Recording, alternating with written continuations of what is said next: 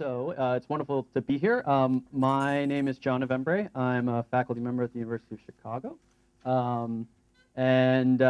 I'm going to be talking about methods for analysis of population structure.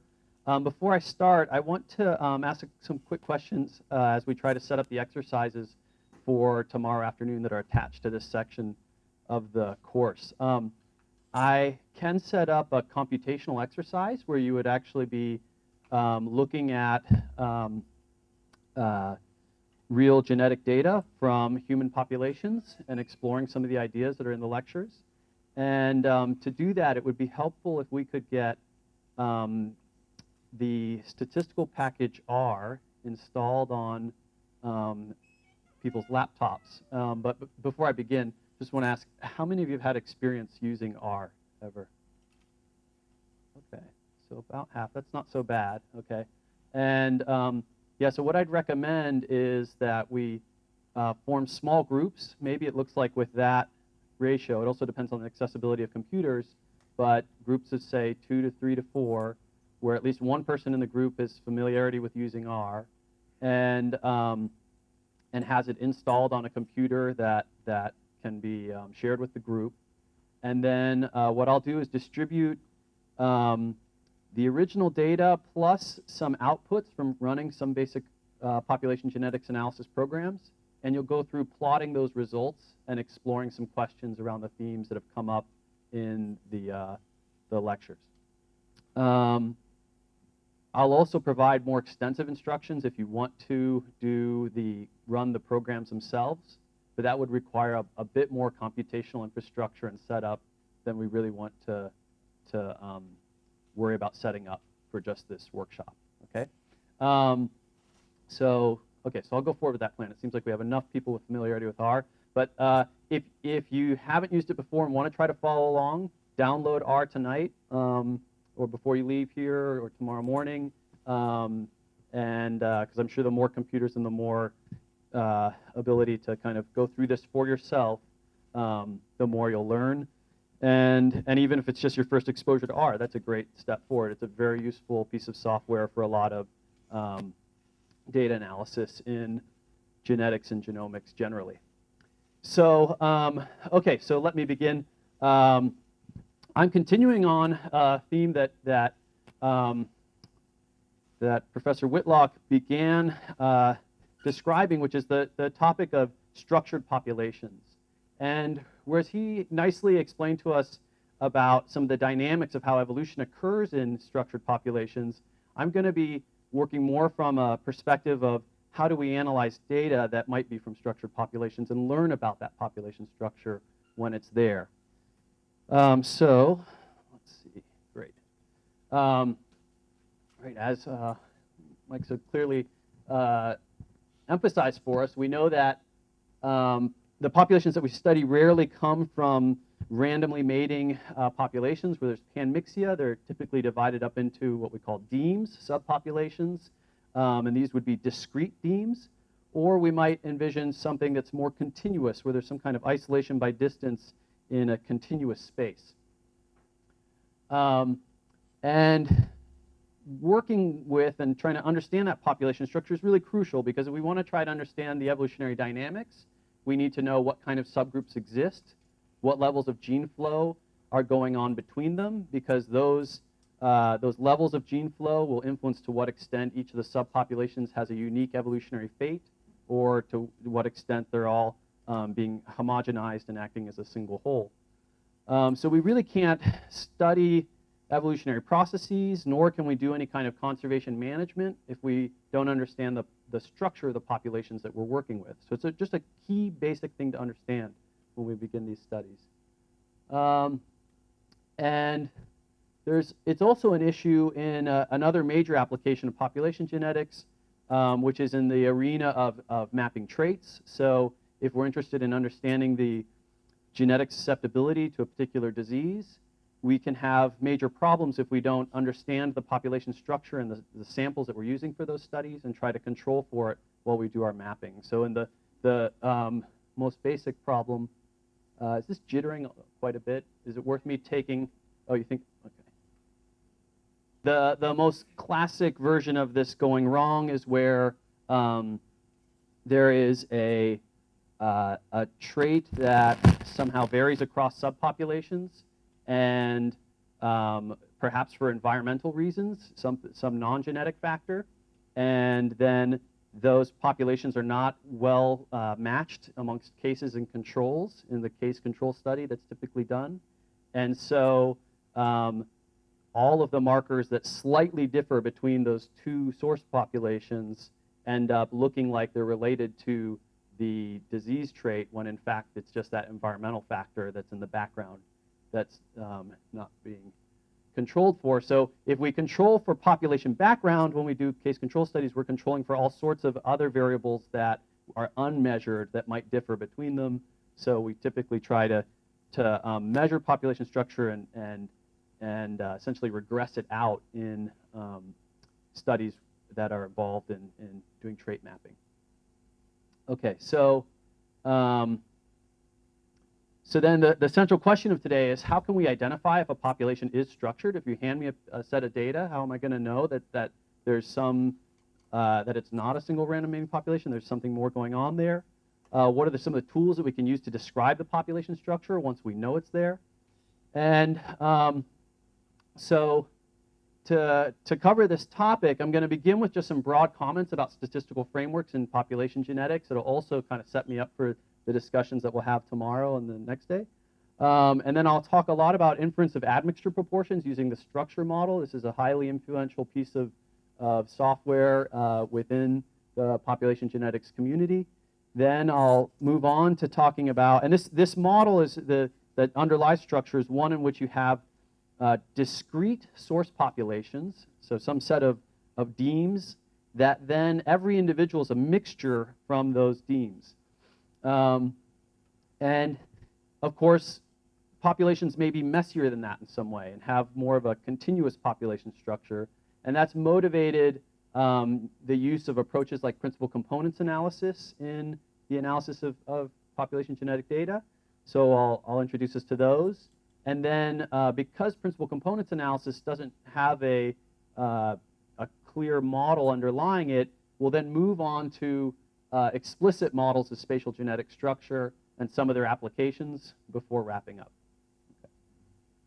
So just to make some broad comments about statistical approaches in population genetics, there are several modes in which population geneticists work when they're approaching data. So, and it's important to keep those modes in mind and think about what we're going to talk about today versus tomorrow and so on. So, you know, when we oftentimes are working in just a simple descriptive mode of describing in simple ways what is in our data sets and in ways that are helpful for addressing a biological question.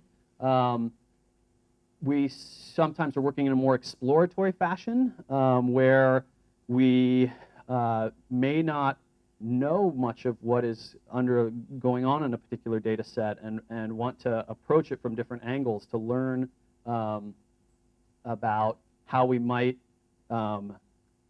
make more focused, specific questions with clear hypotheses.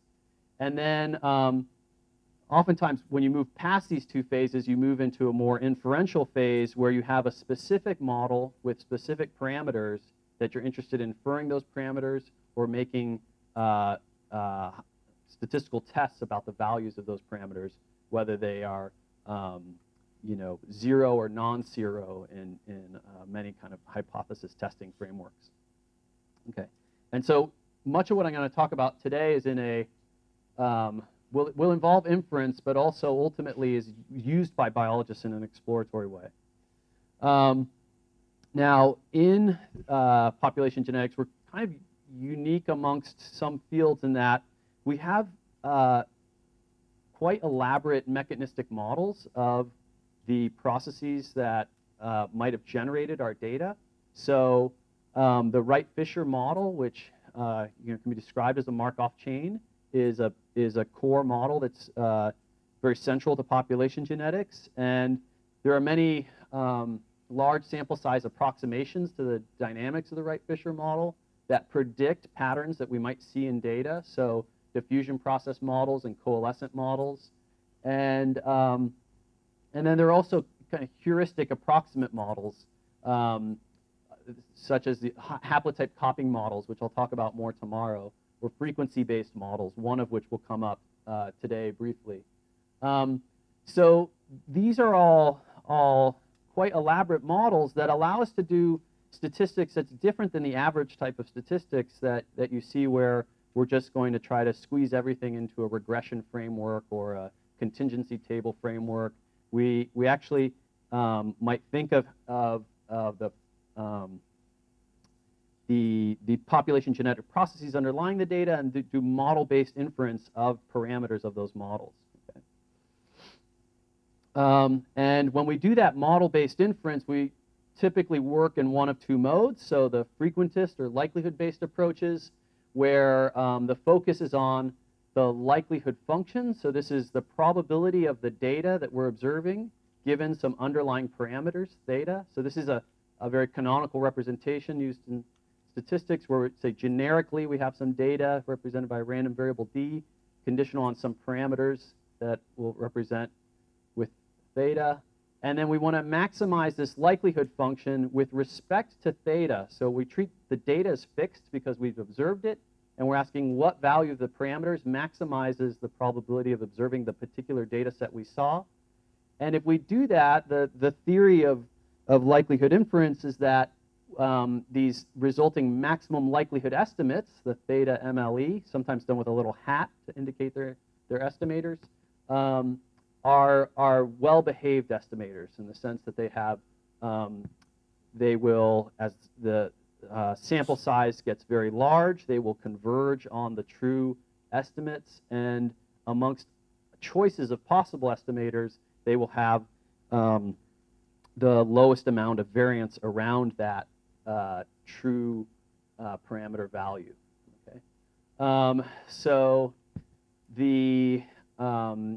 you'll see that used a lot in population genetics inference, where these probability of the data given the parameters comes from some detailed population genetic model of the type that you've been learning about from the previous lectures. And then hypothesis testing occurs through comparing the likelihoods for different parameter values using likelihood ratio tests. The other alternative major framework is the Bayesian framework, where probability is now taken not only to represent the frequency of particular events occurring, but also as a measure of our certainty in a particular statements about nature, including the values of particular parameters. And so in the Bayesian framework, you still have a central role for the likelihood function, that probability of the data given the parameters, but we're now going to modify it by a prior and focus our inference on the posterior distribution. So the idea in Bayesian inference is that you start with a prior describing your level of certainty in different parameter values. Then that gets modified by the likelihood to produce a posterior distribution on your certainty in the parameter values. Okay. So you have to specify then your prior certainty on parameters. And in general, for some, Bayesian approaches are preferable for philosophical reasons. There are, for instance, there are good arguments about what does a p-value really mean, and that come up a lot when you're interpreting genomic data. So, you know, in a context where that arise often in genomics, where we're doing testing whether, and I actually think Mike's going to give possibly some examples of this with FST outlier tests, where we might be able to do a test of whether one particular gene shows an extreme pattern of differentiation. And I could put a p-value on that. If I do that over hundreds of thousands of loci, I have this large multiple testing problem. And so to interpret that p-value, I actually need to know how many tests I ran. And there are ways for correcting for this within the frequentist framework, but Bayesians would argue that they have ways of dealing with these multiple testing problems more naturally. So without going more into detail on that, we can, I guess, discuss it over questions. There are reasons why the Bayesian approaches are more favorable.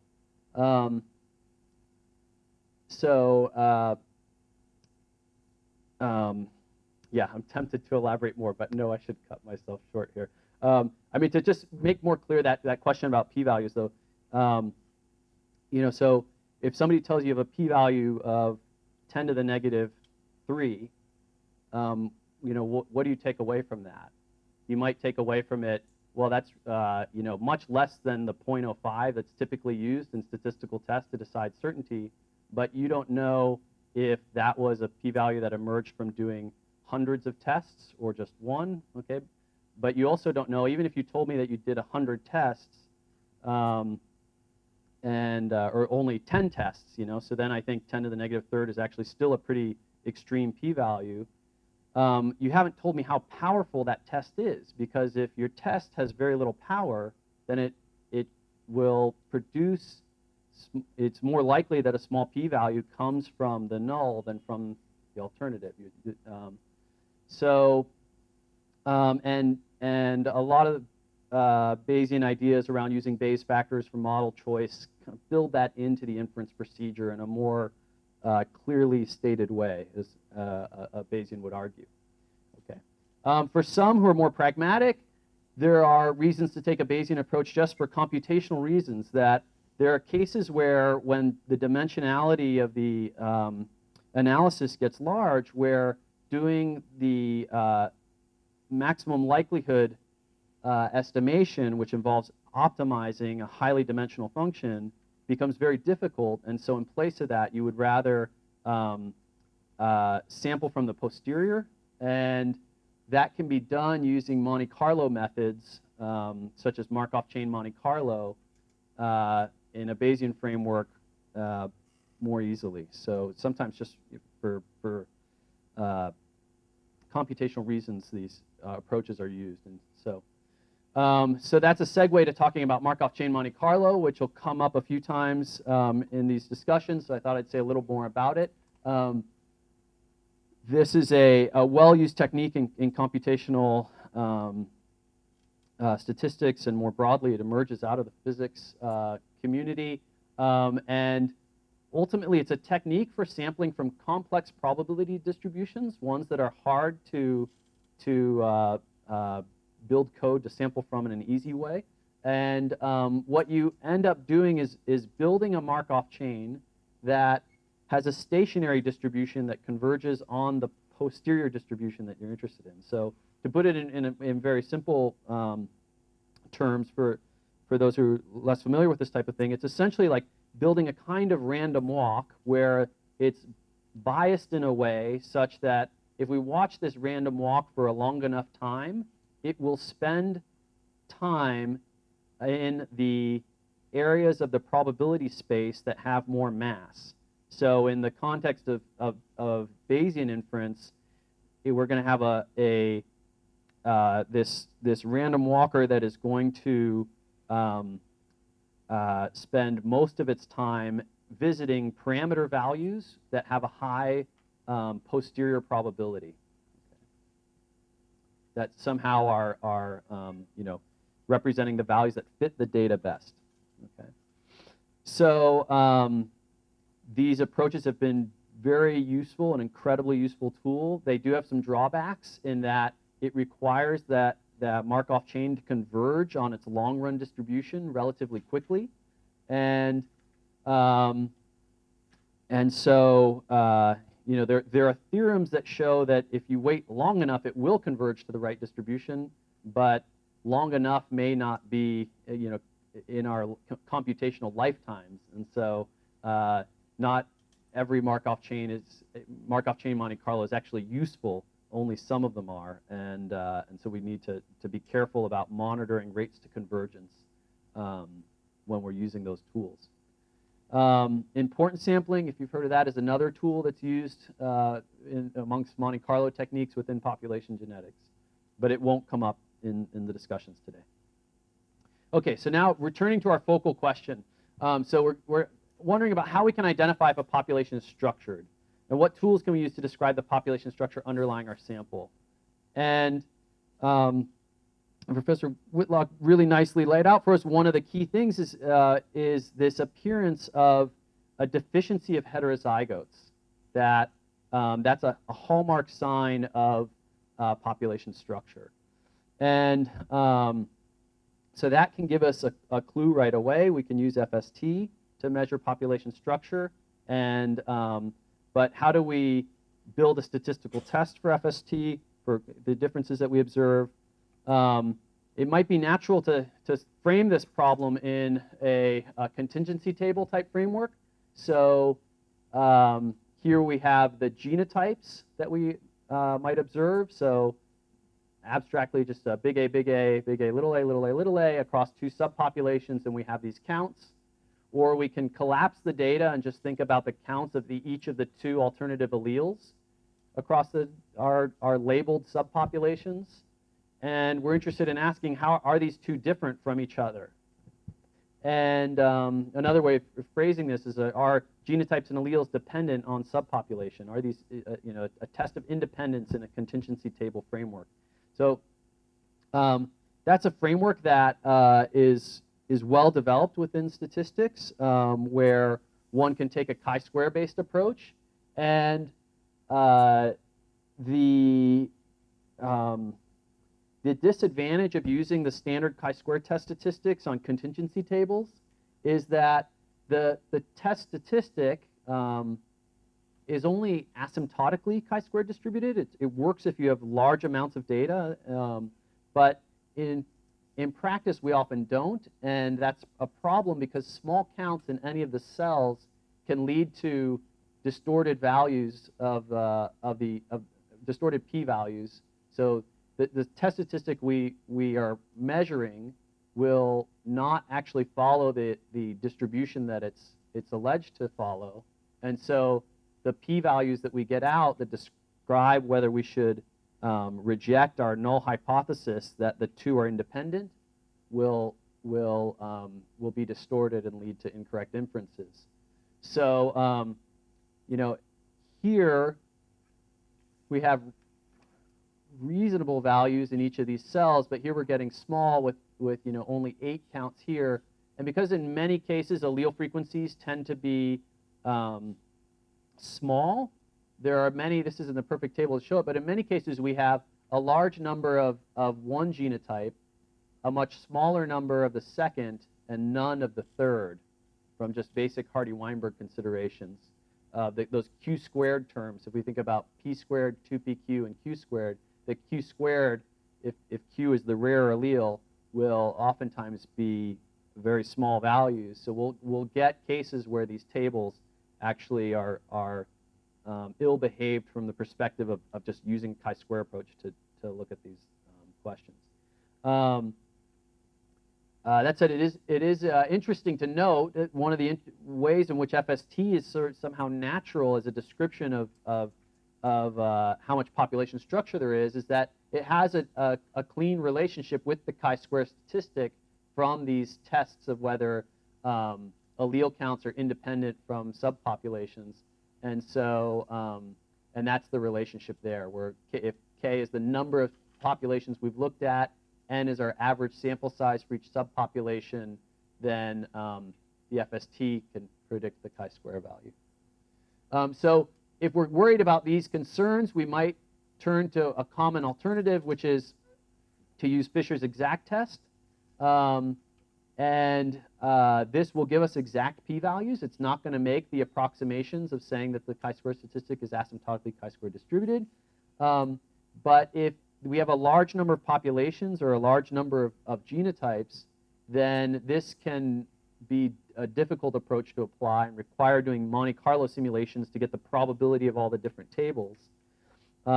So oftentimes what's used is a permutation test, where what we're going to do is take the data that we have and with individuals labeled by subpopulation and permute the labels and then compute our statistic of population differentiation and do that many times. So we're generating what, and here I'll show some more detail. So we might calculate FST for our data.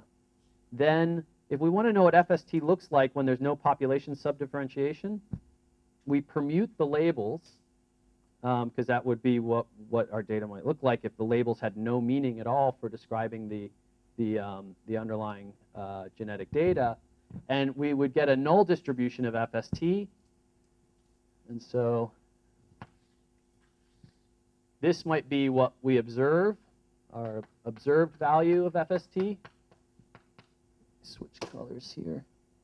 And when we permute the data, we might get some alternative distribution of FST and see that if we randomly shuffle the labels, the values of FST tend to be lower than what we see. So we're out here on the tail. Maybe if, ideally we're somewhere out here where it's very obvious that we have significant population differentiation.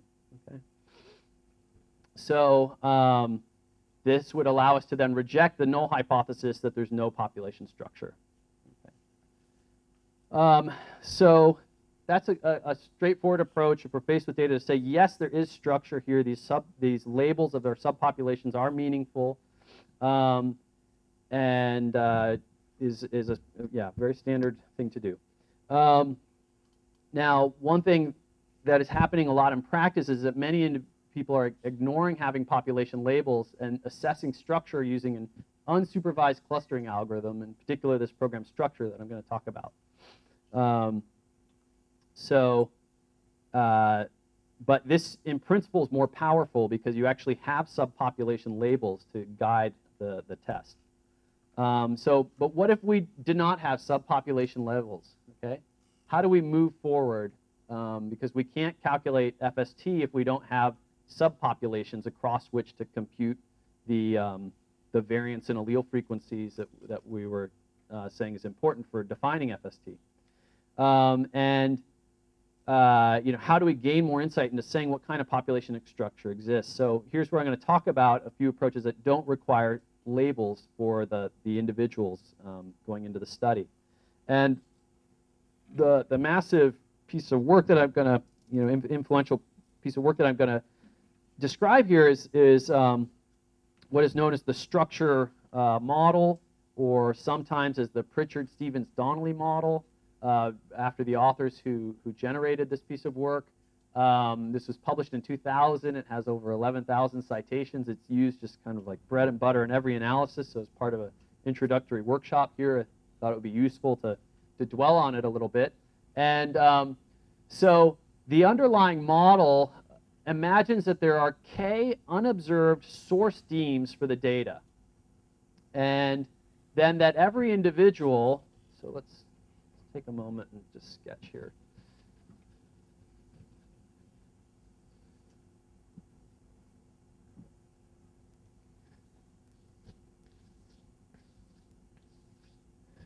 So this would be a case with k equals 4, and we would have population 1, 2, 3, and 4. And then for every individual in our study, and I'm going to represent individuals with stacked bars here, they're going to have a proportion of their genomes from each of the k source demes. Okay? Actually, if we make this blue, this red, this is nice, we've got lots of colors. So let's do orange, and then we'll do a purple. It's a mix of those two. Yeah, can you guys see all right? Maybe that helps? Yeah, good. Then each individual is going to inherit a proportion of the genomes from each of the k source demes. So we'll have some vector of their admixture proportions. So this individual we might see as being 100% blue. And so we can mark that as being 100% blue. Then we go to our next individual, and let's suppose that they are 80% blue and 20% red. And our next individual maybe is 50% orange and 50% of the purple. And you get the idea. So we're going to have, for each individual, a vector of length k describing the proportions of their genetic ancestry that come from these different K source teams. And then what we want to do is infer ends up being a matrix of the admixture proportions for each individual. So we have a vector of length k per individual. We have n individuals, so we get a giant matrix Q of those admixture proportions. And then we might be interested in also knowing the underlying allele frequencies in each of these source populations at each of the loci that we're studying. And so that's a matrix that's of dimension the number of alleles that are in the that are at the loci that we're studying times k, the number of populations. We have allele frequencies in each of k populations for each allele. Okay. And as an aside, this particular model has a much broader domain of application than just population genetics. So the underlying structure of it is actually used extensively in the text classification literature. It's sometimes called a latent topic model, where we might imagine that a piece of text has a mixture of words from the different topics that it is actually based on, and we want to infer what proportion of the text is on each of different topics as a way of summarizing that text. This is the kind of thing that's used in spam filters and in other types of text classifiers, where we might imagine that if we have a high proportion of words that come from a body of emails that we know are spam emails, that would lead us to estimate that the piece of text is mostly spam and then somehow should be binned in a spam directory. The structure of it, even though we're talking about quite different things, words in documents is somehow similar to looking at alleles in individuals from admixed populations. Okay. Yeah, we call this admixture when we have source populations that are differentiated, but then somehow have come into contact and made individuals who are mixtures of the sources. Okay. And so these types of models are useful in different natural settings, and useful in human genetics for studying a lot of the contact between groups that have separated classically and differentiated and then come back into contact in the recent past. Okay. So let's dwell a little bit on the components of this model. So there's the genotypic data that's observed, so the sets of genotypes at each individual, at each locus, the allele frequencies for each source population, this part, which I haven't introduced yet, which is an indicator of each individual's gene copy's ancestry, okay, which is not something we get to see directly, but if we knew it, would be extremely useful to us in terms of calculating probabilities. And then finally, Q, the admixture proportions for each individual. So why is this Z useful? Because it makes the model easier to write out, because if you tell me which ancestry each individual gene copies come from, and you tell me what allele frequencies are in each population, I can tell you the probability of observing that individual's data. So this particular term here, the probability of the genotype data given the ancestry indicators and the allele frequencies, is easy to write out. Okay, so if we think about a particular individual and we have their data, say they're a heterozygote at a particular locus, for me to calculate whether the probability of observing this particular allelic configuration becomes a lot easier if you put an indicator, and here I'll make like a little flag to indicate this, that here the individual has their ancestry from population 3. And maybe here they have their ancestry from population 4. Because then, for me to calculate the probability of seeing an A in this individual, well, I just have to look up what the allele frequency is in the third population and say, Well, if the frequency of allele A is P, then the probability of seeing a allele in a gene copy from population 3 is just that P, right? Yeah.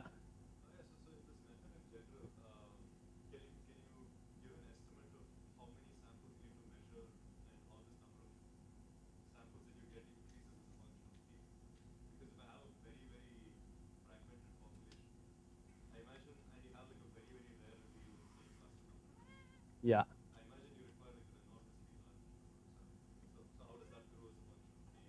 Yeah, that's a good question. So there aren't direct, like, theoretical results for that for this model. There are results for detecting structure using principal components analysis, where the sample size, and the result is about the sample size that you need and the number of markers you need to distinguish individuals as being from distinct source clusters as a function of the FST between those source clusters. And there is a threshold-like behavior that if your number of markers or number of individuals, the product of those is too small, then you won't be able to distinguish any of the individuals. And once you cross that threshold, it becomes very clear. The authors of the structure program have told me that they think the same results carry over. And actually, there are many reasons to think, mathematical as well, that those same results should carry over to these settings. But it's a kind of indirect argument to get there. Yeah. So, but it ultimately has to do with the FST between these populations, what the relationship is, and it's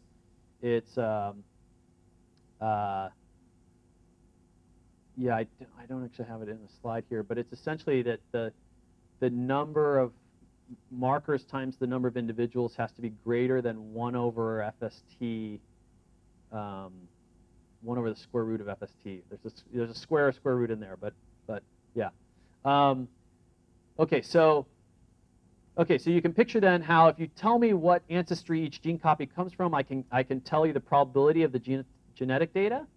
And then the probability then of the gene copies having particular ancestries is obvious if I know the admixture proportions, the Q's, because the probability of this being 3 is just what the probability is of from this vector of an ancestry being 3. So here for this individual, this would have a 0 probability because they have 0 ancestry from the third population. In this one, it would be a 50-50 type event occur. Okay, so so if we have these components, then we can put them together to get a model where we have the probability of the genotypes given the Z, the P, and then if we have the product over here, then we get really that's a joint probability on the genotypes and the hidden data, these indicators, and we've specified the model, but with this latent variable, this nuisance variable Z, that we will average over to get to our likelihood of interest. Now, in practice, in the structure model, they do this in a fully Bayesian approach. So they put a Dirichlet prior on the allele frequencies in each gene, a Dirichlet prior on the admixture coefficients for each individual. A Dirichlet prior, if you're not familiar with it, it's a Dirichlet distribution is a distribution that works for random variables that exist on the simplex. So probability distributions like these, like a vector of proportions that sum to 1, are naturally modeled using a Dirichlet, and there are nice properties of a Dirichlet in the context of Bayesian approaches that I won't get into. But so they put these priors that have, they're very diffuse. They assume that there's very little known about the allele frequencies or about the admixture coefficients before going into the study. and then the likelihood helps shape the posterior on those. And then nicely, once you put these assumptions about a prior, it's relatively straightforward to create a Markov chain Monte Carlo approach that can sample from the posterior distribution of Q. And so what it looks like at its heart is an iterative sampling of values of Q, P, and Z, such that in the long run, you're sampling them in respect to their posterior distribution. So you can imagine us going through this cycle where I update, say, these flags, the Z's, based on the Q values and how well the given flag predicts what the data should be. Then I can update if I hold the flags constant, then I can just count how many big A's do I see on gene copies that have the 3 to get allele frequencies in population 3. So I can relearn the allele frequencies that way, and then for the admixture proportions to update them, if I hold these flags constant, I just look across an individual's gene copies to say how many of the 3 flag do they have over the 4 flag. That would give me the abundance of their ancestry from population 3 over 4, say. Okay, so we're iteratively updating these, and it has the algorithm has this property then of converging on a set of those 3 random variables such that they will be visited in proportion to their posterior probability.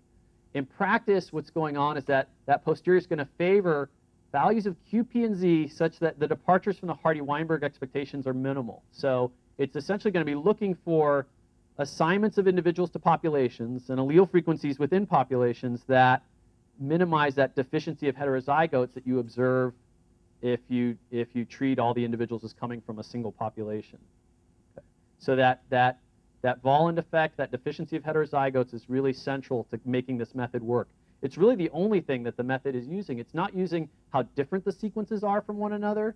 It's just using the genotype probabilities and deriving its information from that. Okay. So here's an example of some of the output. Can I adjust these? Okay. So this is these stacked bars, like the ones I was showing you here, for close to 1,000 individuals from different human populations from the Human Genome Diversity Project. And the method here was run with, this should be k equals 7 or maybe 8. And so the method is not told about any of the relationships that exist amongst these populations, and then it spits back proportions belonging to different sources. And what you see is that the populations that were sampled within Africa tend to all have 100% of ancestry within one subpopulation. The populations that are sampled from the Mideast have a mixture of ancestry from 3 different source populations. Samples from Europe seem to have ancestry from a single population.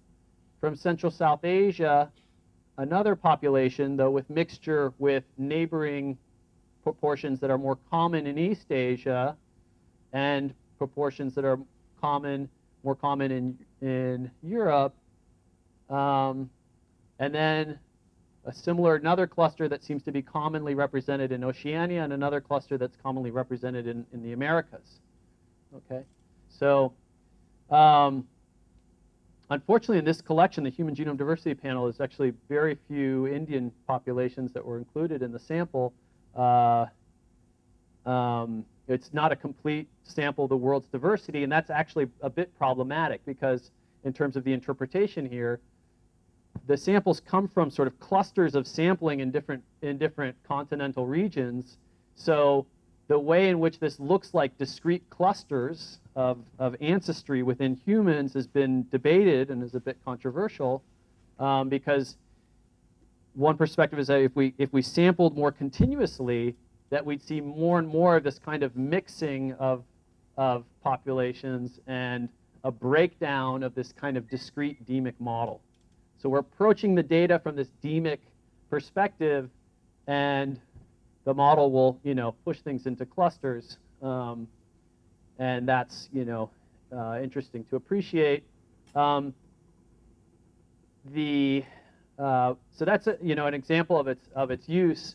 There are places where it is more directly meaningful to think about this. For instance, in studies of genetics in the U.S. of African American and Hispanic populations, where African Americans have a mixture of European and African ancestry just in the last few generations, this type of model of two discrete populations having mixture seems to describe the data fairly well. And the same for Latino populations, where they're a mixture of Native American populations, European, and African sources. Yeah.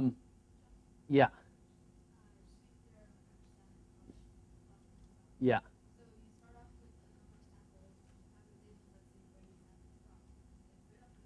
Yes.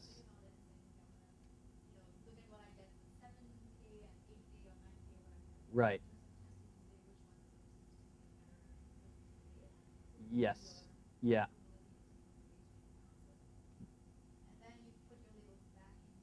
Yes.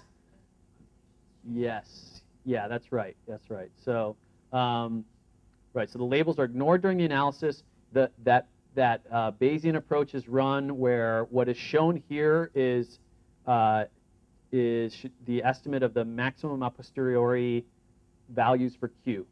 Okay. So there's actually a distribution of Q values that describe our certainty, but we're going to focus on what if we had to make a single guess of what the Q is. What is that set of proportions?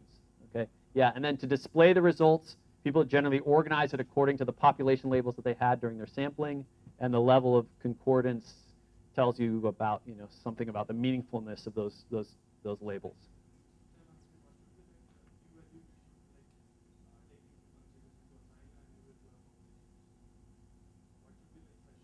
Oh, the threshold. Yeah, that's a good.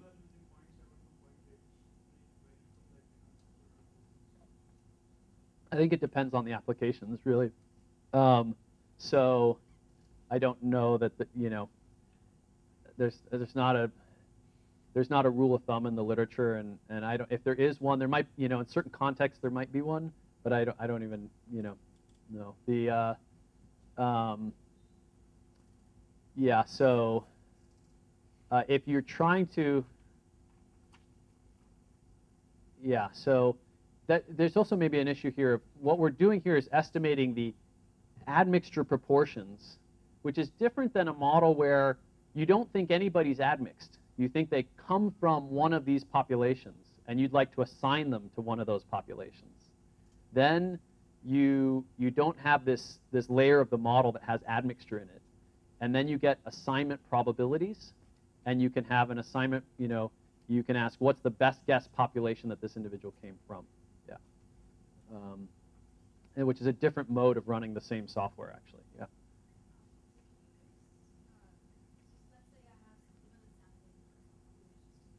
Uh-huh. Yeah.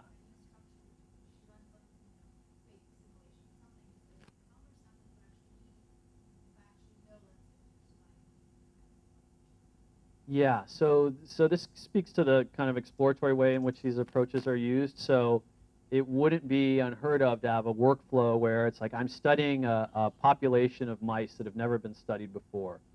Let me grab a bunch of samples from across the range. Let me look at them at a small number of markers. Let me run structure. I see there are what looks like 3 subpopulations. And I'm getting noisy assignments, but I can take the estimates of the allele frequencies in the sources and estimate an FST from those. And then from that FST, try to use those threshold type results to guess what size of samples I would need to get very clean assignments from the same data. Yeah. Okay, so, okay, great. Yeah, this is a little flag. You know, I oftentimes feel in these short workshops that one of the best things I can do is just flag pieces of literature for you to follow up on in more in-depth reading. So the DisStruct software for displaying structure results is used oftentimes to make these kinds of plots.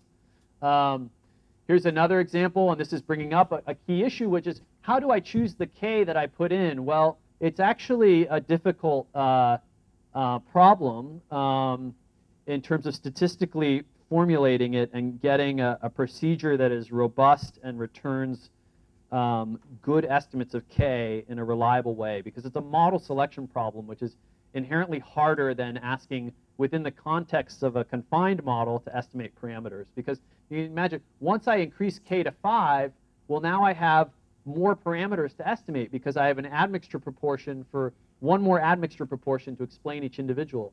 I have one more set of allele frequencies. And so the, you know, you'll always get a better fit to the data by increasing K, but you're also, you know, overfitting the data perhaps because you're adding parameters. And so there isn't necessarily a great way. One good way that seems to be working well in our hands, but is, you know, only from experimentation is cross-validation. So you hold out some of your data and then try to predict you ask how well the admixture model can fit the unobserved individual's data. Because that, if you've overfit the model, then you can't do well at kind of predicting unobserved data. So, but most of the time what people are doing is running the analysis at several different values of K and showing the results or discussing the results and what you see in practice is that you get to very large values of K, the results start to break down eventually as you're starting to take if we run this with, say, K equals 4 and there's only 3 source populations, eventually it will divide up individuals who are from the third population and make them like 50-50 of the you know, one population and the third. So you get kind of results like this. So so this is results from a study that I was involved in where it's studying dogs, wolves, and coyotes. And you see at K equals 2, you break off the dogs from the wild canids. At 3, you see dogs, wolves, coyotes, and then these interesting wolves that are appear to have a large amount of coyote ancestry and are thought perhaps to be wolf-coyote hybrids, and that would be consistent with these inferences. And then as we go further and further, we break up into seeing different wolf groups. So from Eastern and Northern Europe, wolves from Spain, which are known to have gone through a bottleneck and have had a lot of population-specific drift, wolves from the Middle East, and so on and so forth. So so that's another example of its application, really, and this is one way of seeing the different values across different values of K. Okay, there have been some important extensions to structure.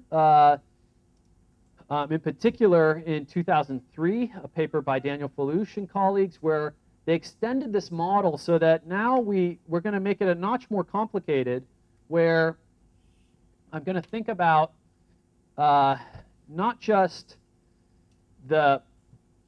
what we call the global ancestry proportions, what proportion of an individual's genome is from one population versus the other. We're actually going to look in more detail at this individual, and instead of just thinking him or her as a bag of proportions, we're going to break it up and think about the chromosomes that individual has. Okay, so here's a pair of chromosomes with centromeres. We're just focusing on one for now. And we want to ask about local ancestry. So if I looked at the one arm, say this is chromosome 5, what is the ancestry along that arm? Well, it might be blue for a long section, but then there's some switch in ancestry to red, and the other side might be blue going to red to blue to red again. So I'm getting local ancestry inference. I can say, I'm actually, in a way, learning exactly what the proportions are in a spatial way along the chromosome. And that's useful for a lot of other analyses, because the length of these blocks of a particular ancestry tell me something about how long ago the individual resulted from an admixture. So if there was admixture in the very recent past, we'll have long blocks. If it occurred in the more distant past, we'll have short blocks. And that's because recombination is shuffling those chromosomal segments from the different ancestries more and more over time. So, you'll have these shorter blocks for the older admixture, longer blocks for the more recent kind. We can also look for places where there are deviations in admixture in interesting ways that maybe suggest that there was an advantageous mutation in one ancestry that has been spreading disproportionately in the admixed population, a kind of adaptive introgression type model. Okay. So the underlying math behind this is that we now consider a sequence of these flags along the chromosome. We're modeling how these change from one ancestry to the other, say from 2 to 3, and we're doing it with a Markov chain. And so the whole thing becomes a hidden Markov model, where we have some underlying ancestry that's switching according to a Markov process and emitting observations, these genotypes. And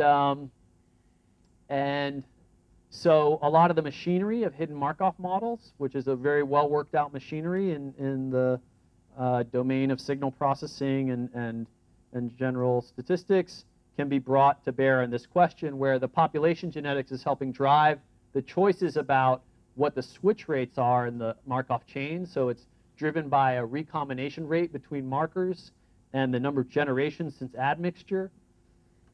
And so that's been an important extension. And the original extension was done by Falouche et al., where one drawback of it was that it assumed that within subpopulations, all the markers were in linkage equilibrium, so completely independent of one another. There's been more recent work by Alkes Price and colleagues that incorporates LD within subpopulations and is really appropriate for the types of SNP data that we have in humans today. Okay, so moving on. I'll skip this. This is a less important extension. Basically, what they did was to remember, we have allele frequencies in each of these subpopulations. We can get some statistical gains by realizing that these allele frequencies might all be quite similar to one another, because these populations in the past may have been related. So if you tell me what the allele frequencies are in the first two, I can make a decent guess of the third and the fourth. And so if I pool information in an intelligent way by putting an underlying ancestral allele frequency behind these allele frequencies, I can do better inference. That's the type of thing that's very easy to do within a Bayesian framework that's much harder to do in a likelihood framework.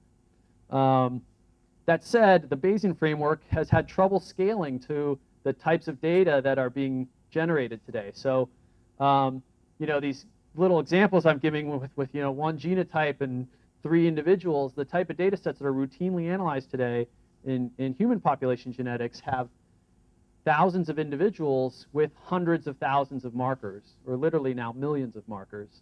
And so doing a Markov chain Monte Carlo where you have, millions of these hidden variables, it becomes really challenging. And you can actually take, in this case, it's simple enough that if you don't have local ancestry, that extension, if you just have you treat the markers as independent, it's simple enough to write a fast optimization to get to a maximum likelihood estimate of the admixture proportions. And so that's been done using an EM algorithm, a common approach for maximizing likelihoods when you have a hidden variable like the z's here. In this 2005 paper, and then in a paper that I was involved in, we used some essentially like conjugate gradient type approaches to get to a fast maximum likelihood estimate. These approaches do scale well to the types of data sets that are being generated today, and so now admixture is getting used quite regularly, and we're really happy to see that.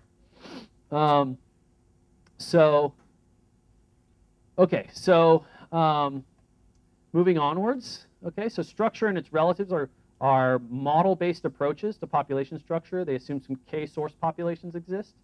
But what if even this very simple model doesn't hold? So I mentioned what if these populations aren't so discrete to begin with, and somehow they blur into one another because they're from some geographic continuum? We'd like to maybe be able to visualize population structures in a more flexible, model-free way. So one approach that has been suggested has been to use a tool from multivariate statistics known as principal components analysis. And I'm guessing many of you may have been exposed to this before, so I won't say too much on the details. But the idea is that it's a method of taking highly dimensional data and projecting it down to a few dimensions. So in some ways, it's a kind of data compression, and it's used in ideas regarding principal components are used in data compression algorithm design. And so, for example, here, if we had two-dimensional data, I could try to find the axes in the data that explain the most variation. So let's look at this data. Which axis has the most variation? Well, it's this one. It's not the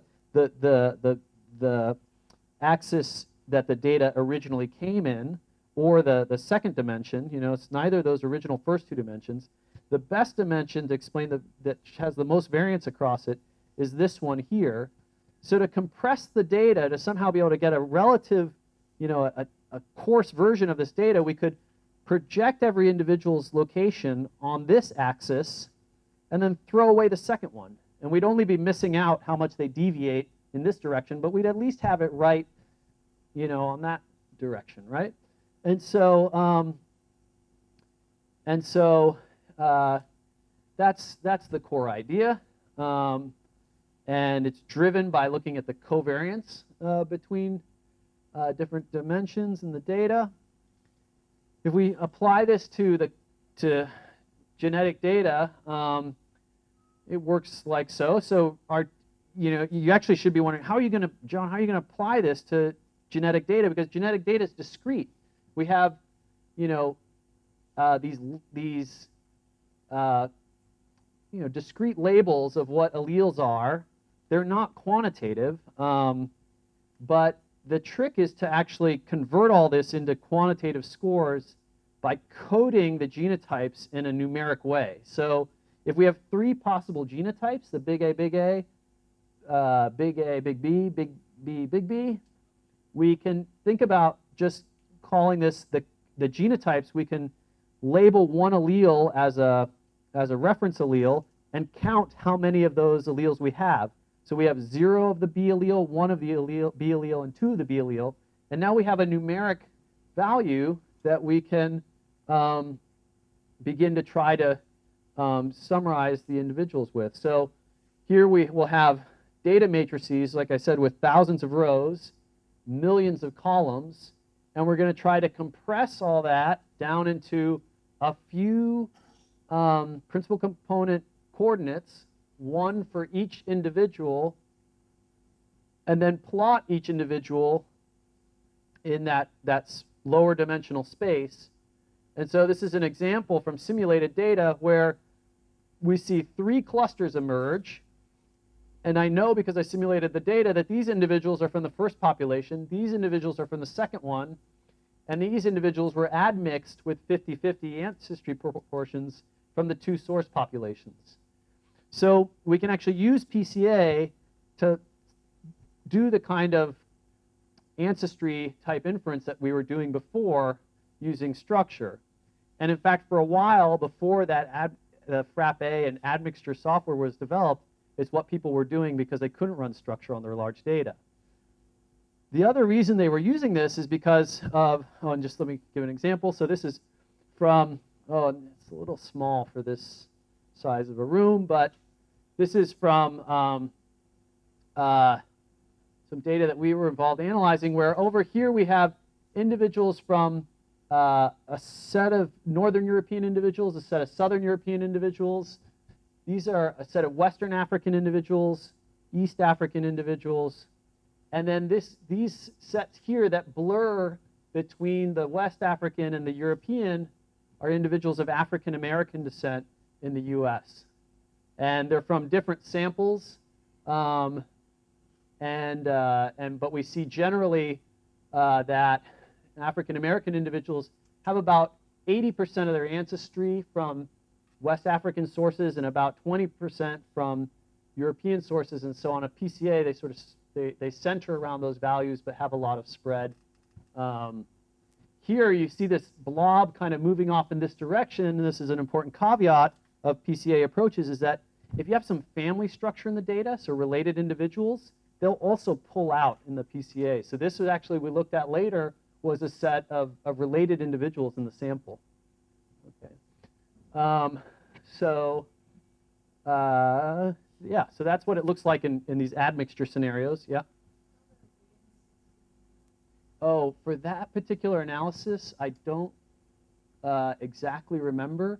I would guess with PC1 it would be 10% or less. Okay. And PC2 a fraction of that. I can tell you for this particular analysis, so this is this is how it works in like these admixture type scenarios, okay, with more discrete populations that then have mixed. But what if, and this goes back to my point about sampling. Let me just highlight real quick before I go to the next slide. This was Northern European, this was Southern European. So these are from Tuscany in Italy. These are mainly of Americans of Northern European descent. And notice the gap here, and it looks like discrete population structure. But going back to that sampling issue, what I'm going to show next is if we have a very broad, inclusive sample of Europeans, we get this type of map. So can I turn off any more lights today? No. Okay. So this is PC1 and PC2, thanks, for around 1,400 European individuals who were genotyped at 500,000 SNP loci. Each 2-letter code here is a single individual, and then the big circles mark the median position of all individuals who have the same 2-letter code. The 2-letter codes are defined by the population labels that we had for these individuals, and the population labels are derived from their grandparental ancestry.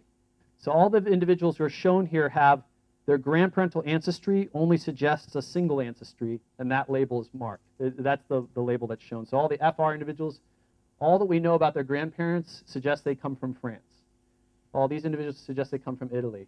And so what we see is this remarkable geographic patterning to the genetic variation that matches the geography of Europe. PCA also is blind to the labels that are being, that exist for the data. We just put in the genetic data, we get out the PCA, and then when we label the points, we see that it matches the geography. Okay. So this is now, it's important as we see this, and We don't see the discrete clustering that we saw before. We can see it's more of a geographic continuum. When we ask about what proportion of the variation is explained, here the first one explains 0.3% of the data, and the second one is 0.2% of the data. So you're getting a very small fraction of the overall genetic variation is this variation that exists between these subpopulations. Yet it is the top two dimensions you would use to explain the data if you had to choose any dimensions. So that also comes back to a point that I wanted to make earlier in the importance of using definitions like FST, is that FST gives us an absolute measure of population differentiation. And when I look at this, I can see, I think I see that there's differentiation between Spanish and Portuguese and, say, the western side of Europe and the eastern side of Europe. But in absolute terms, the variance in allele frequencies is extremely small. So the FSTs here are 0.4%. So, FST varies between 0 and 1, and here we're at an extremely small value, very close to 0. They're essentially panmictic, but because we're looking at so many markers, we can actually see that some individuals are just slightly more related to others, and the way in which they're slightly more related to others is driven by geography.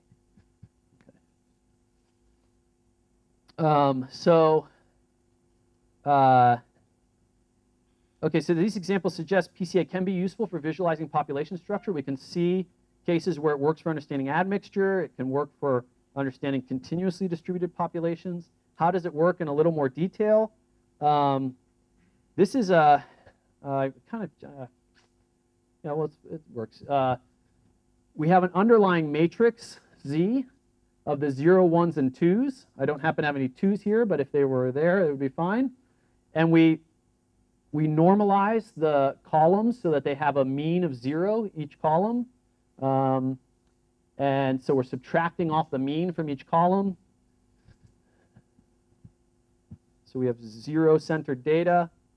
And then you end up taking the X transpose X of that matrix and taking the eigenvectors of that matrix. Now, it's important to note that because we've 0-centered the data, that this M matrix, from taking the transpose and then dividing by the number of markers, is essentially the covariance of the genotypes between two individuals.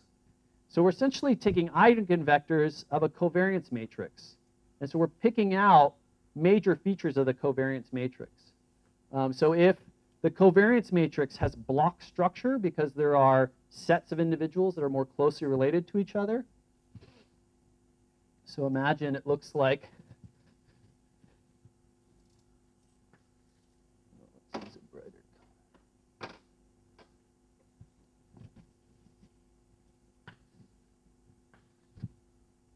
imagine there's some kind of, we can organize the covariance matrix such that there are sets of values that have large covariance, individuals who are highly covariant amongst each other, then another set where they covary amongst each other, and then in these quadrants we see very little covariance because maybe these are from population A, these are from population B, A and B. The eigenvectors of this matrix would have one eigenvector that would have high values for one part of the domain and low values for the other, and would separate out those two, right? And so we're somehow summarizing these covariance structures. And that's, in fact, that's another way to look at population structures, to directly inspect the covariance matrix of individuals. Okay. When we have spatially structured data, some interesting things happen. So what I'm showing on the right are principal component maps, where what I mean by that is I'm taking latitude and longitude and plotting the average principal component value of individuals from each geographic location as a heat color on this, in intensity in these plots. And so we see PC1 These are different simulation replicates, 10 different simulations of a stepping stone model. So I have a grid of populations, each exchanging migrants with the neighboring population. And if I generate genotypic data under that model, generate the principal components under that model, build then this map of what the principal component values are, I see this striking regularity to the patterns where PC1 and PC2 are almost always gradients, where the gradient in PC2 is perpendicular to the gradient in PC1. You see how these are consistently perpendicular to each other? And then PC3 will be some kind of saddle-like shape, and PC4 some kind of mound-like shape. Although it's not obvious here, sometimes the order of those switches depending on sampling error. And those structures, which have gradients and mounds and wave-like saddle shapes, are actually predictable mathematically. So the covariant structures have a very special shape when these matrices have a very special structure when there's isolation by distance. They fall into classes of matrices known as Toeplitz matrices, or blocked in the one-dimensional case, or in the two-dimensional case, block Toeplitz with Toeplitz blocks. And those matrices have a special set of eigenvectors that are related to the basis functions of discrete cosine transform, and the discrete cosine transform then predicts all of these wavy shapes. Okay. Now that's in the idealized world where everything is uniformly spaced and migration is uniform in every direction. If we have uneven sampling or dispersal is somehow uneven, then we will get distortions of those basic shapes. But they're expected when you have isolation by distance, and that's important to understand. Not even just for population genetics, but generally. Because, you're talking about principal components analysis, a very commonly used method, and spatial data, which is a common feature of data. It's useful to understand how those two interact. And it's important because of the tendency to overinterpret some of the patterns that can be seen in principal components analysis of spatial data. So these are results from Cavelli-Sforza's classical work on gene frequency variation across the globe, and he generated these PC maps for different regions of the globe. And for instance, he saw in Europe, PC1 had this gradient moving in this direction, and said that this was likely a genetic signature of the expansion of agriculturalists into Europe with the development of farming. PC2, he saw this gradient and thought that it might be a representation of Uralic speakers from Northwest Asia coming into Europe. PC3 saw this radiation here as an indication of an expansion of the Proto-Indo-European Kurgan culture. And here he saw these circles emanating from Greece as an expansion of Hellenic groups. Because he was using this framework, if there is a radiation or circular or elliptical lines from a specific area, of population expansion is a possible explanation, and its place of origin must be the center of the radiation. So then he took these maps and interpreted them as like an overlaying of all these different expansion events. When if you understand the math of how PCA works, you see that maybe what's going on here is that these are just gradients and perpendicular gradients, the mound-like shape and the saddle-like shape. And we've suggested this in one of our papers. And at first I was nervous about doing this, but then I looked at the other continents that he analyzed, and here's for Asia, PC1 and PC2. For Africa, PC1 and PC2. You see, so, these perpendicular gradients. So unless, human history just happened to be where populations expanded in perpendicular ways multiple times across the globe, it seems, unlikely that this is really reflecting what's going on. And so, yeah, one has to be careful. In Asia is where they had the least amount of data and did the most interpolation, which induces the most clean spatial signal, and that's where you actually see these, these perpendicular shapes and the saddle-like shapes, the cleanest, the mound shapes. So, so one has to be careful with interpreting these types of results. I'll skip along here in the interest of time. So there are connections that have been made now between principal components and pairwise coalescence times, which is really nice because it It connects it back to mechanistic population genetic models. And when you do that, you recognize, and Gil McVean recognized, that the dependency on how the sampling takes place, your relative sample sizes from different groups, is really a problematic issue for PCA. So here he's showing if we oversampled this, if this is like an underlying grid of the populations, and we sample them evenly, then this is the theoretical distribution that we'd see of the PCs, and this is what we see in simulations. If we oversample the red population, represented by this large amount of the red, it stretches that differentiation in the principal components result. So you would think, oh, that this population is somehow distinct from the rest, but it's only because you oversampled it. Okay? And then here, if you have a kind of random set of sampling densities, you can get all sorts of weird structures and compression. So when you apply PCA in practice, you want to thin your data to the smallest common sample size so that you don't have distortions due to oversampling some regions over others. Okay.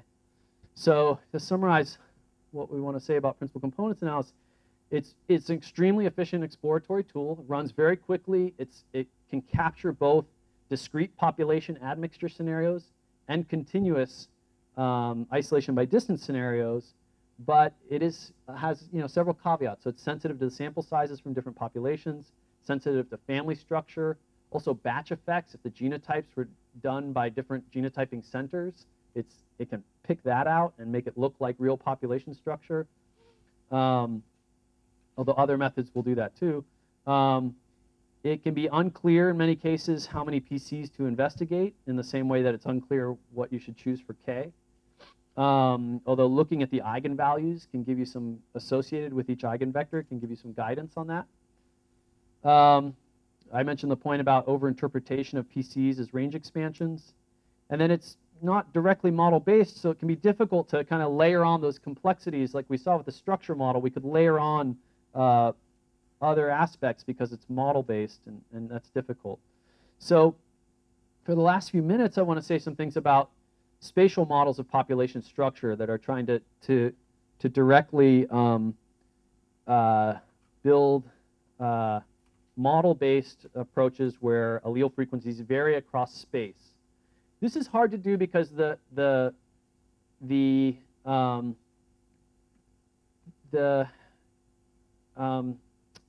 mechanistic population level models that exist for spatial populations are very difficult to work with analytically and don't have a lot of clean, simple solutions. So everything here is very approximate and heuristic. So I'll first present on this approach that uses gradient-based models for allele frequencies, then one that uses Gaussian processes as a model for allele frequencies, and then a small extension, and then I'll wrap up. So the gradient-based model is, the idea is to model allele frequencies according to this simple function where allele frequencies either are flat across space or have a rolling gradient or a steep gradient. And that model is obviously not going to work well for many allele frequencies that, say, vary in a jagged way across space. But for those, it's going to fit this flat model. And so it's essentially not going to gain any information from those. And I should back up one second. The main application of all these spatial models has been to the spatial assignment problem of, I have an individual, I don't know where they come from, and I would like to make a guess as to what their origins are. So if there is an allele frequency that varies across space, it will get fit with the flat model and essentially have no information for determining where an individual comes from. But all the allele frequencies that vary in a gradient-like way will get fit well, and they will drive the assignment of individuals to specific locations. Okay. And so that approach works fairly well. It works on average better than just trying to do spatial assignment using PCA. So this is an example of some of the results. It also is extendable to, because now that we have a model of the underlying allele frequencies, we can make more elaborate models of the genetics that's going on. So if we have an individual who's of mixed ancestry, say that they're half Spanish, half UK, if we were used to use PCA-based approaches to try to say something about their geographic ancestry, the PCA would put individuals of mixed ancestry intermediate between the two sources. So they would end up here, this figure that student Wen Yun Yang made with swimming here in the Bay of Biscay. And so, but if we can model that an individual might have a maternal and paternal origin, it's easy to adjust our genotype probabilities to account for that, where we now just have the probability that big A genotype is just the frequency of the big A genotype at the maternal location and the frequency at the paternal location. Then we can actually infer back these two ancestries appropriately. So that's a nice, enhanced power that you have with a proper model of the allele frequencies underlying it. So this approach, it uses those simplified allele frequencies, which is nice because it also makes the optimization algorithm scalable to looking at hundreds of thousands of SNPs. Like I said, it can handle parents from distinct origins. You can look at which allele frequencies get fit with the steep gradients, and that can be useful for finding loci that have those steep frequency gradients that might be of interest to you, because they might represent locations with local adaptation going on. And it can be extended to be used on curved surfaces. The math generalizes to looking at global surfaces. But because it's using this very simple model, it's not leveraging all the information for assignment in the data. It's throwing some of that information out implicitly. And then it also doesn't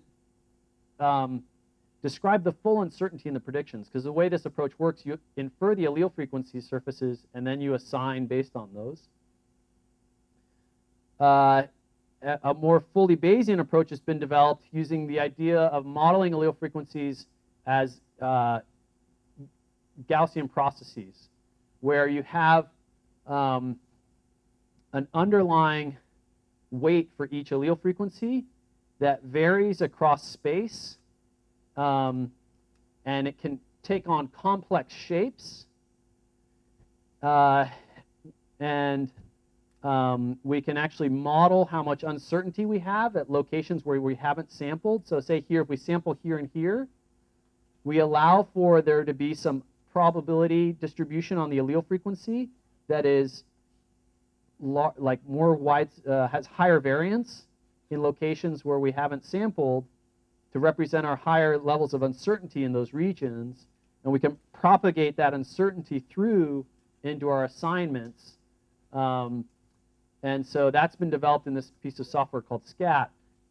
This is a really nice approach, but it doesn't scale very well. But for the right size data, it does a very good job. These are it's had some very high profile applications. So in particular, you might wonder, why would I be interested in the spatial ancestry problem?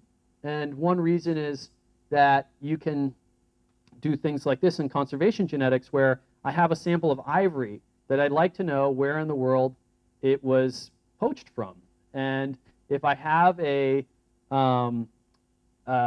training set of, say, elephant dung samples from across Africa, I can then learn what the background allele frequencies are and use the spatial model to infer what the allele frequencies are at unsampled locations. And then take, for example, ivory captured in Singapore and try to assign it, or ivory captured in Hong Kong and try to assign it. And this has been done in two very large ivory, poached ivory cases, where a large number of the samples from Singapore were found to be from Zambia, and from Hong Kong it was found to be from the Cameroon. And then this has had very strong and direct conservation implications, because then the global community has focused anti-poaching energies on these particular areas. Okay. So, and then one other application, if I mention it quickly, is one that I've been involved in, where we're using this to study migration, not dispersal, as Mike pointed out earlier, between for migratory birds. So if we capture a bird in California and infer that it came from, say, Alberta versus British Columbia, we've learned something about the connectivity between those populations. And I won't dwell on the extensions we made off the basic assignment, but this is a fun approach where then we apply it to a lot of different populations from Central America and assign individuals back into their breeding locations, typically in Canada. And we see that there's regions like, for instance, the tip of Baja, where populations are uniquely coming from the western US and not necessarily from these regions in the western Rockies up in British Columbia. So that tells us then about how populations are structured and how conservation threats might be affecting some populations and not others. Okay, so just to finish up, these are largely reiterating a lot of points I've already said. I'll skip over that. I'll just mention this really quickly and then wrap up. There are, besides the methods that I've covered, which are the discrete deemed structure type approaches, the PCA-based approaches, and the spatial genetic approaches, there's just recently been some interesting progress using tree-based models where you also allow for admixture events to have taken place. So the populations diverge according to a tree, but then some populations come back in contact with others. So for example, here, these are samples of Maya individuals who show an admixture arrow coming from Southern Europe because of the admixture that took place in Mexico with the arrival of the Spanish and other immigrant groups. And so that's getting more towards a developed evolutionary model than just describing population structure, but these are, I think, also kind of falling into the general class of exploratory methods that you would use when you first get your data and learning about what kind of structure is there. Okay, and that's a point to end on, that these approaches, they're oftentimes used as a first pass to get some insight into the data, and then ideally you learn about, okay, there's maybe 3 populations here, and now I want to model them more carefully and understand, when did they diverge from each other? How much gene flow has there been between them? When did it start? When did it stop? And that kind of modeling requires another level of approach, and so I'm highlighting some of them here on the slide. Some that use coalescent-based approaches that rely on Markov chain Monte Carlo. A lot of these are very impressive, but have issues with convergence that are still problematic, so one has to be careful using them. There are diffusion-based approaches that are quite novel and promising, and sequential Markov coalescent approaches that are extremely novel and are really appropriate for large genomic scale data. All of these, though, do invoke a whole nother layer of assumptions. You'll notice all the methods that we just used have very minimal assumptions being made, and so that's both an advantage and a disadvantage. You don't get as much information about